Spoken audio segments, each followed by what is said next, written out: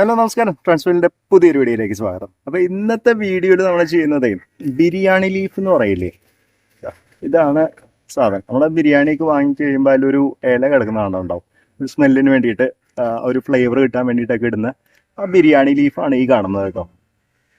ഉണ്ടോ? അപ്പോൾ ഈ ബിരിയാണി ലീഫ് നമ്മളുടെ കയ്യിൽ അവൈലബിൾ ആണ്.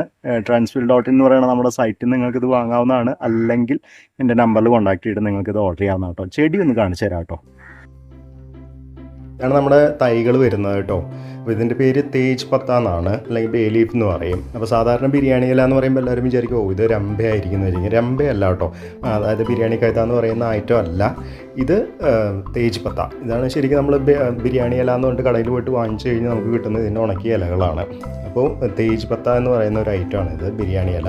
അപ്പോൾ നമുക്കിതിൻ്റെ വേണമെങ്കിൽ നമുക്ക് ചട്ടികളിലൊക്കെ വെച്ച് വളർത്താവുന്നതാണ്. അപ്പോൾ ഹൈറ്റൊക്കെ മെയിൻറ്റെയിൻ ചെയ്തിട്ട് വളർത്താൻ പറ്റും. ആവശ്യത്തിനൊരു മരം പോലെ വളർന്നതാണ്. നിലത്ത് വെച്ച് കഴിഞ്ഞിട്ടുണ്ടെങ്കിൽ ആവശ്യത്തിനൊരു മരം പോലെ വളരുന്നൊരു ചെടിയാണ്.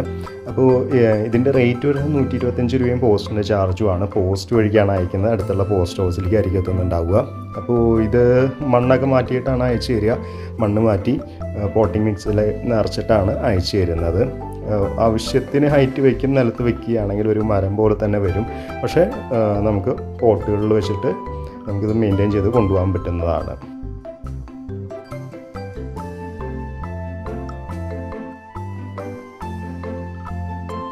അത് നമ്മളെ ചെടികളുണ്ടല്ലോ, ഈ കാണുന്നതാണ് നമ്മുടെ കയ്യിലുള്ള തൈകൾ ഇപ്പോൾ അവൈലബിൾ ആയിട്ടുള്ളത്. ഇതിൻ്റെ ഇലയാണ് ഉപയോഗിക്കുന്നത്.